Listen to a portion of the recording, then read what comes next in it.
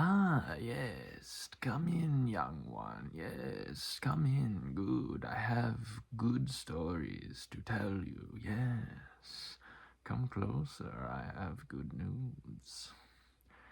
We have new information on the whereabouts of Alesteer, yes, we've heard that he's been hiding with his maid.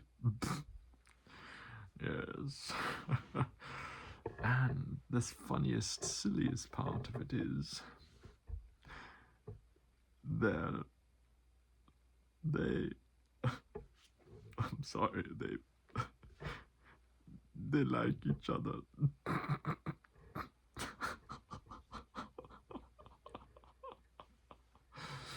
Yes, they're hiding in the city of light.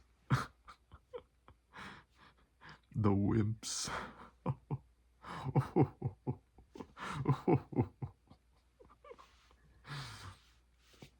Yes, they rather than be strong and go to their coronation and their power, Alesteer has chosen the babe. The babe? Silly Alesteer. Weak, if you ask me. Weak. Flimsy. He's seated on the throne of millions, billions, trillions of souls. Almost by accident, simply by leaving the City of Light, he was crowned. Yes, he was, for an instant. We were all there. I was there. Yes, all of us were there. It was miraculous. If you had been there to have seen it, you would understand the glory, the power that Alesteer being holds within himself. If only we could take it and mold it, shape it, control it. If only he would side with us. But no, he'd rather slink in the shadows, or if that's the turn of phrase that you prefer. And yes, well, yes, he's in the light city, blah, blah, blah, yes, blah, blah, blah. But the metaphor still holds. The metaphor still holds. He's in the shadows, for he does not know himself, nor does he know God in all of God's aspects. No. He chooses love, something he was born with, something that was at the heart of his very being from the beginning. Now he wants it again in a new skin, so to speak, in this babe, this girl, this counterpart being, divine counterpart, if you will, whatever. Alesteer would far better be better. He would fare better, that is, if he were to come with me to complete his coronation and rule the entirety of the omniverse.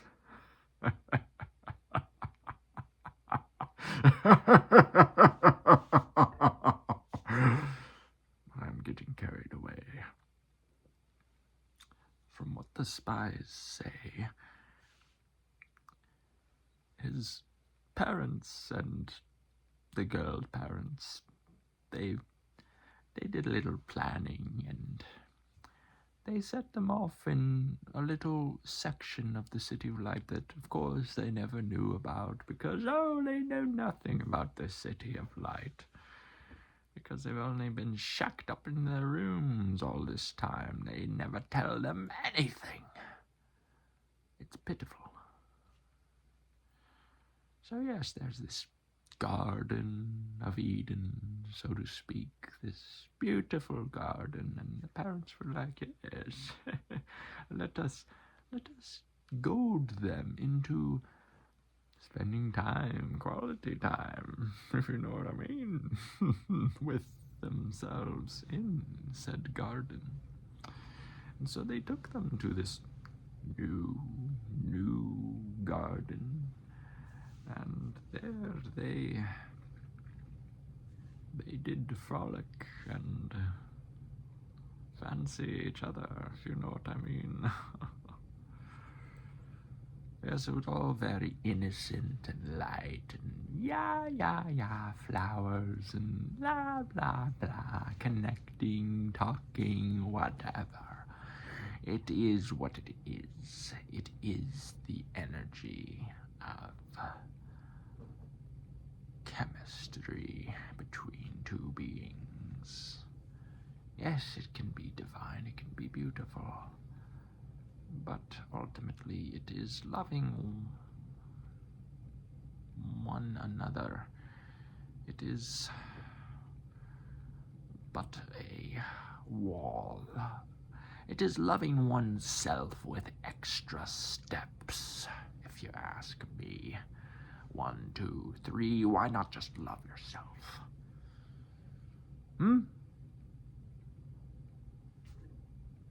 That's what makes sense to me. Why do you need to love someone else so that they can love you? What is this? I see it as weakness. So our spies, they told us that they had a jolly good time in this garden, yes. And yes, they shared many a great stories of their upbringings and all the wonderful synchronicities that they shared, even though they were brought up separately. For of course they were very close. They were twin souls, meant for each other, despite never having even met each other until recently. So, yes, it was all very divine, very beautiful. Yes, I can appreciate that to an extent. I had a lover once, but that's for another story. So, what did we do? Well, let me tell you. We decided to drop in and crash their little party, their little get together. For we had Alesteer's imprint in our mental body, and we knew his location now. We knew, finally, the location of the City of Light. Something we had been searching for years, for eons. This is the pinnacle of the search.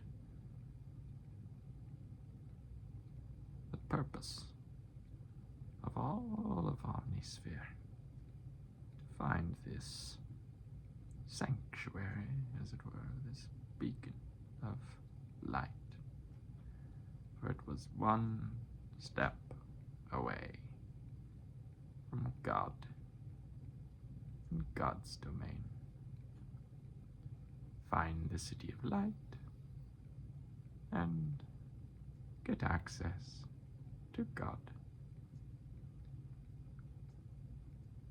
Who or what was our instrument, you say? Well, we couldn't just get to God. We tried so many times, and that's why we needed Alesteer. Alesteer was our instrument. He is our instrument. We need him. He is the key to unleashing the full potential of God's power. If we could have him lead us to God, then all would be one. And so, now that we had his imprint, we gathered our forces, gathered our might, and we dimension hopped. Yes, we now knew the location, but it is not easy to get in, no. It takes a great and powerful force to be able to breach those walls of energetic frequencies and light waves of protection, angelic and celestial in their nature. And so, we did, for we ourselves have a star gate. And so we used this Stargate and all its power that we had collected over the eons of time to break in to the City of Light. Yes, it was this difficult, but we've done it. And now that we broke in, can you guess what happened next? Oh yes, we took our friend Alesteer. We took him, and we took him back into our domain. We knew if we stayed too long that we'd be overpowered by the Celestials. His father, his mother, her father, her mother. Yes. This was a tactical mission, an insurgency, if you will. A siege. In and out. Couldn't be there for long. We could not even stay long enough to complete our mission. For we did not have Alesteer under our control yet. We needed to culture him, you could say. We needed to show him where his true talents lie. And so we took him in, we took him away, portal in, come through, hello, I'll take Alesteer, thank you very much, stop kissing this beautiful girl, okay, portal out. And that was it. That was our insurgency plan. And it worked so well. Now that we have him, yes, he might be a little unstable right now, but with the right tampering and alchemical, mental transmogrification processes, we can stabilize him to our interests. So, that's our story. And, yes, they will be coming after us, of course. The girl, her parents, the boy's parents, and, yes, probably all the Celestials. But it is okay. We have Alesteer now, and with his power comes unlimited potential. We just need him to see things our way, and he's at a tipping point. He's on the verge. So yes, time is limited. It is of the essence. Once he sees our true goals, he'll come to understand, yes, meeting with God, unlimited power. Who wouldn't want that? With Alesteer at the head of it all. Yes. Of course, we'll be working behind the scenes, influencing his every thought, his every action. But so what of it? It will feel as though it is all his own. It will feel the same. Win-win. Win-win, how I see it. He wins, we win.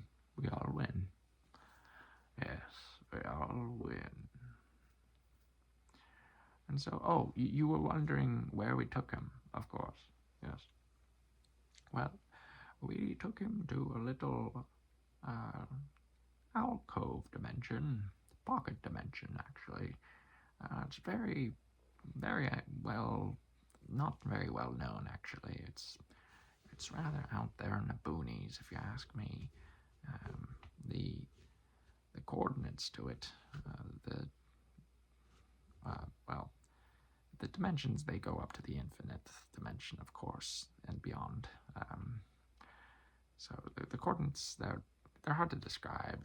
They're various forms of infinity, but anyway, who cares? It's a pocket dimension. It's how do I describe it? It's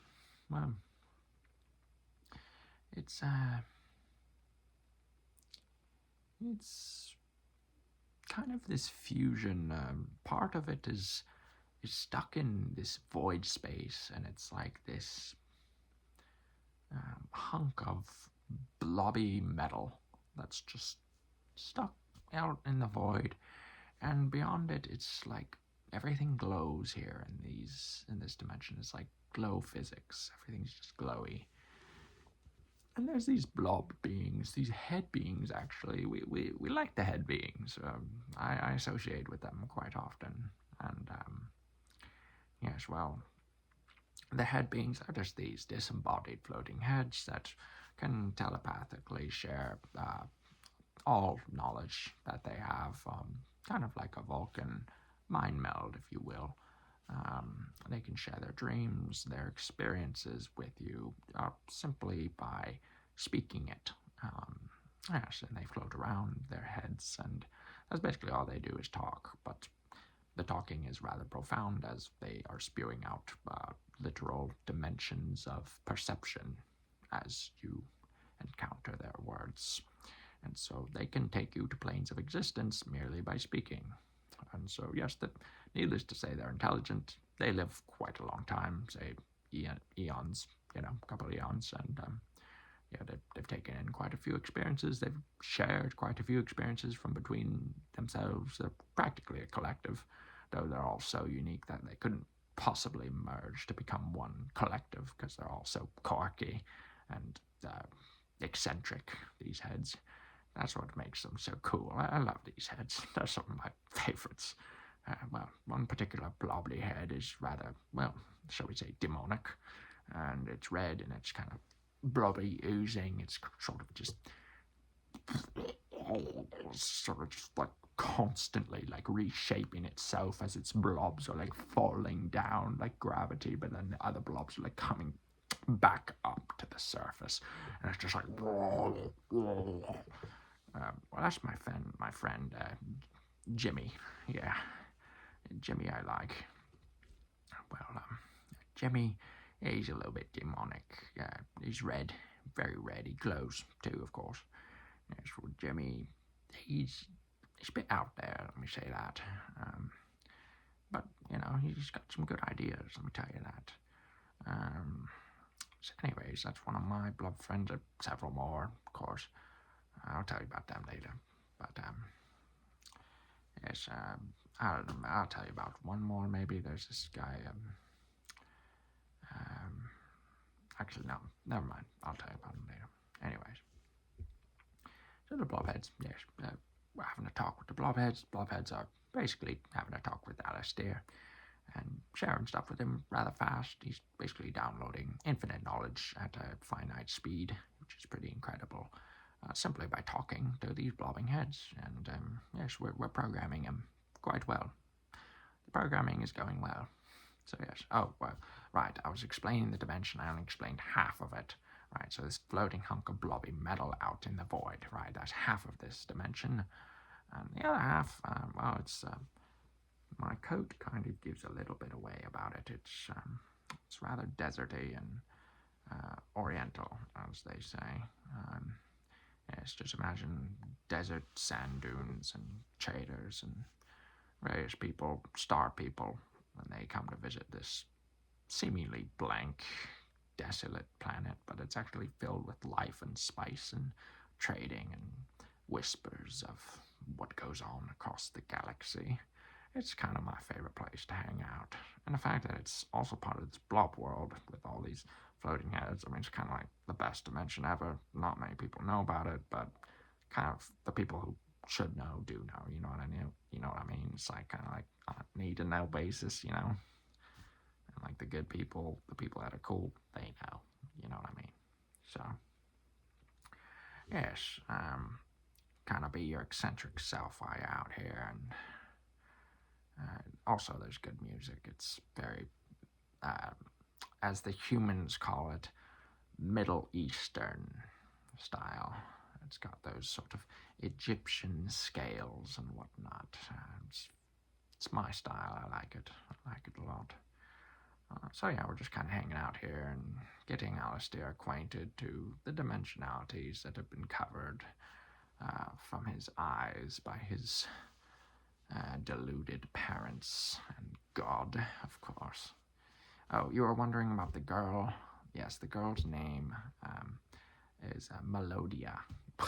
So, such a typical God name, Melodia.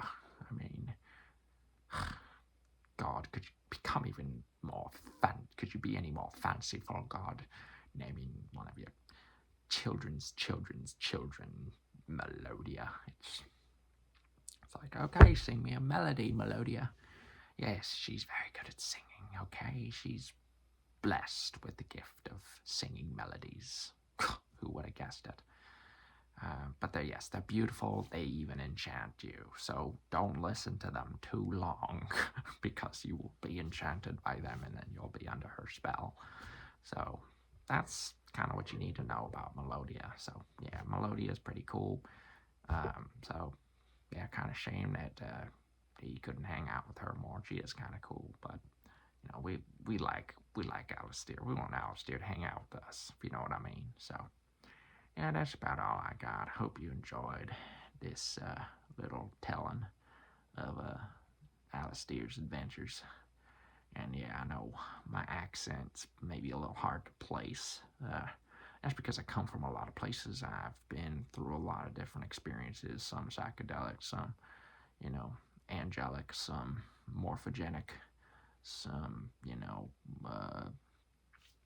how do you call it? Cybernetic, you know, I'm just kind of cybernetic, I'm kinesthetic, I'm already hectic, you know what I mean? Cybernetic, I'm kinesthetic, I'm already hectic. Yeah, it's a little bit of my rapper coming out.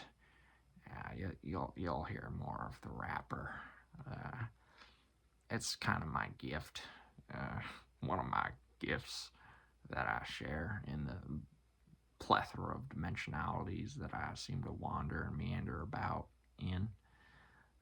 So yeah, that's kind of what's going on, if you know what I mean, you know. So Melodia, she's got a melody thing. Me, I got a little bit of rap, a little bit of slap, a little bit of slapjack, you know, a little bit of slacking, a little bit of hacking, code hacking, if you know what I mean. I do some, you know, psychedelic, psychic code hacking. I hop dimensions, and yeah, I just kind of do a lot of stuff. Shapeshift a little bit too. You know, we all got various skills down here in the infinite worlds under God's domain. So that's about all I have for you. That's a wrap. I hope you enjoyed. Stay self-employed.